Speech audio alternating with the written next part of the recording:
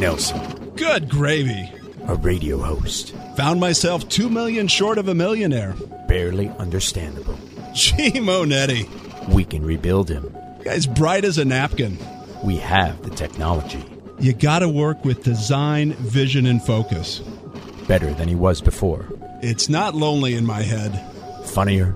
I'm staring at a bowl of spaghetti trying to figure out which two ends come together. More informative. Characters defined by what you do once you screw up, not if you make mistakes along the way. And just as sarcastic. You sausage. Oh, come on! Give us 60 minutes and we'll give you Nelson Radio every Saturday from 2 to 3 p.m. on KTLK AM 1150. With 29 years in the mortgage business and an array of top-level guests visiting the show, Nelson is in a unique position to bring you cutting-edge information on real estate, business, finance, and law. If you have any questions for Nelson or any of his guests, give him a call at 888-888-2136. That's 888-888-2136. Or check him out online at nelsonradio.com. Nelson Radio. Welcome back here with Nelson Radio. I'm with my special guest host, Mike Fell, from your law office, the law office of Michael Fell. That's a great intro. Thank you, Nelson. Yeah, you're welcome. Hey, our newest show sponsor, STA Jets. This segment brought to you by STA Jets. You can charter a jet anywhere in the world. They'll bring you there on time. Perfect experience if you need to travel. Give us a call, 888-888-2136. That's 888-888-2136, or you can click on nelsonradio.com. We're going to go into this next segment and just look at really a life issue. It hits a lot of us, and that's the issue of DUIs. Yep, and absolutely. they're innocent enough. We as you say in your ad for your law office, they usually start off innocent enough. I just had a couple of drinks. I was with pals. There was no issue. And then all of a sudden, you're cuffed and in jail and going, what just happened? And it can happen to anybody. It's non-discriminatory, if you will. Well, this is just one segment of your law practice, but I wanted to throw a couple of stats from really how prevalent, how common this is. In California last year, there was almost 200,000 DUI arrests. Almost every county had less arrests in 2012 than 2011, so at least the issue is pointed in the right direction. Correct. But 200,000 people, median age 30, males, and I didn't realize this, but males represent nearly 3/4 of the people that are arrested for driving under the influence, 77%. Yep. Orange County claimed about 15,000 arrests, and then L.A. County, they must be thirsty up in the greater L.A. area, almost 40,000 DUI arrests. Right. Why is that? It's an epidemic out there. Yeah. And I think what you said is absolutely true, Nelson, is that you get out there, you have a couple of drinks with your wife or your friends, and you think that you're fine. You get behind the wheel, and all of a sudden, before you know it, you see that red and blue light behind you. So let me ask you the obvious question. I just get pulled over. I'm stopped. What do I do? Well, the first thing that you want to do is you probably want to roll down your window. And one of the reasons you want to roll down the window is kind of let some air get in there, wake yourself up a little. And the next thing that you want to do is you want to put your hands on the steering wheel. Yeah. And the reason that you want to put your hands up on the steering wheel is every time the police make a stop, it's a safety concern. Right. They see your hands up on the steering wheel. It's going to make them feel a little bit more comfortable. Your window's already down, so you've got the fresh air. And the next thing is just be polite with the officer. Do not be belligerent. Don't try to talk your way out of it. Answer the officer's questions and be respectful. Yeah.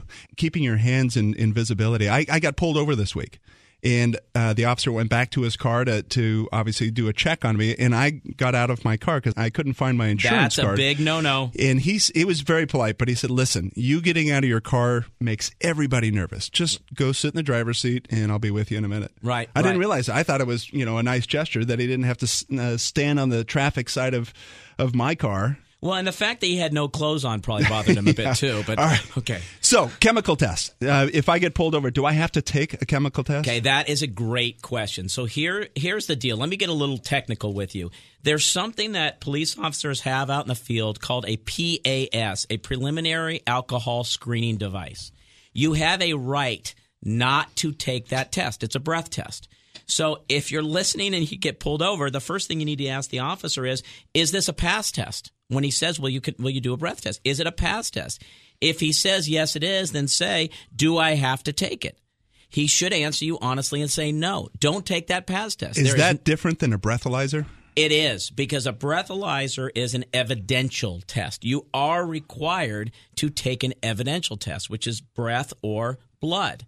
If you refuse, what happens? You're going to lose your license for a year. Regardless. Whether you're intoxicated or not. Absolutely, because when you sign up for your driver's license, that's basically what you're saying is, I will take that evidential chemical test upon demand of a police officer. Okay, so the first step is, if they want you to blow into a machine, you need to say to them, hey, listen, is this a PAS test? If they say yes, I would just confirm and say, I have a right not to take this test. Is that correct, officer? He or she should tell you that is correct. At that point, the officer will say, but you do now have to take an evidential test. Do you want breath or blood? My response to everybody is always take blood. As far as accuracy is concerned? Couple things. As far as accuracy is concerned, and also as far as the time that it'll take to take a breath test, a blood test. Because what they're going to do is, if you request that blood test, they will take you back to the station. They're not going to draw your blood at the scene. And the longer that you wait to take that blood test, your blood is going to dissipate, because the human body is going to be burning off that alcohol. So it's always a better idea to take that blood test, not only for that reason, but exactly what you said. It's a lot more accurate. I found it ironic that a lawyer was saying, I would always take blood. Yeah, that's perfect. You're listening to my special guest host, Mike Fell, from the law office of Michael Fell down in Orange County, California. Did you just say Michael fell down? No, Michael Fell, right. Law office. Brought to you by Nelson Radio's newest show sponsor, STA Jets. You can charter anywhere in the world, providing charter services anywhere in the world, making sure that an individual or corporation arrives on time and has a fabulous experience. Give us a call. You can reach us at 888-888-2136. That's 888-888-2136, or click on nelsonradio.com. So let me follow up with this question in terms of the chemical test versus the evidential test. When you get down to the station, are you having to take tests there? Well, yeah. And when we talk evidential test, Rob, the evidential test is either the blood or the breath test. Now, the breath test sometimes has some inaccuracy problems. So a lawyer may be able to fight about the breath test. Hey, it wasn't quite accurate, things like that. Wasn't calibrated? Absolutely. Sounds like a man that's been through the experience. But anyways, but you don't have a sample to retain.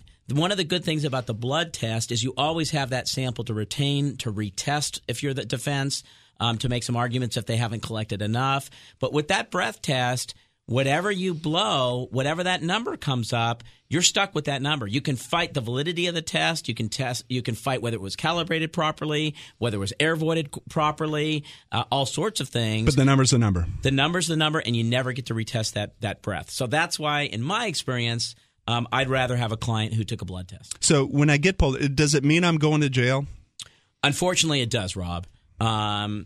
You're not going to jail forever, of course, but you are going to jail. It's, your sober up time. And most people, if you're pulled over for a DUI and you're arrested, you should basically plan on being in custody for about 10 hours on your first DUI. Until you're released, and then obviously you're going to be released to somebody. And by those 10 hours, you should have sobered up. So you're safe to be back out there on the street. Okay, so now I'm in jail. What's my first phone call? Am I calling my spouse? I'm okay. Am I calling an attorney? What am I doing? Well, of course, the answer that I want to give you is you're calling an attorney. Of course you would. But what you want to do is they give you paperwork when you leave the jail. Read that paperwork, right?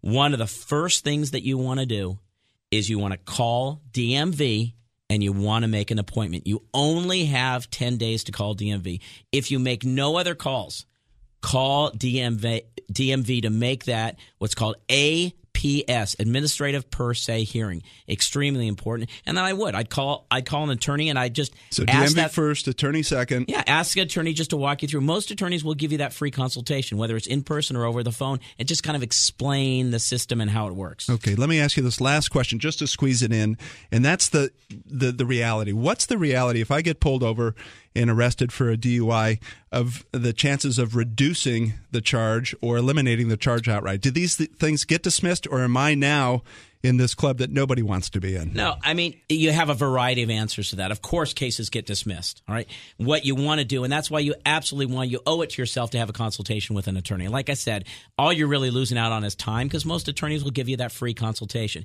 You want the attorney to be able to go through those police reports, make sure that you were pulled over properly, make sure that the police followed everything the police were supposed to do, right. Make sure you have that DMV hearing, make sure the paperwork for the DMV hearing was done correctly, make sure the blood draw was done correctly, right. the breath test was done correctly, and many times there are mistakes made. And with that, there's the possibility of a reduction. Absolutely. Interesting. Yeah. There's also, just real quick, I'm sorry, Rob, there's also negotiations that people need to understand about not suffering that double suspension. And I know we're going to have a multi-part DUI segment. We're not going to cover it all today. So maybe I kind of wet our listeners' palates, and we're going to talk about double suspensions with DUIs and how to avoid them next time. All right, you got it. You're listening to Nelson Radio, and I think it's wise counsel. There are many examples where life just gets in the way, and DUI is, not to minimize the seriousness of driving under the influence, but there are alternatives and specific steps that you got to follow. Mike can be reached through Nelson Radio at 888-888-2136. That's 888-888-2136, or through nelsonradio.com. We have his link to his website there for the law office of Michael L. Fell down in Orange County. This segment brought to you by STA Charter Jets. Chartering anywhere in the world, making sure the individual or corporate client doesn't lose time or money. And I want to tell you something else, too, that I just learned today. What's that? Is that they can also text me at 313131. Text the word OCDUI. And then OCDUI to that number. 3131. 888-888-2136. We'll be right back with Bram Klein from Keller Williams.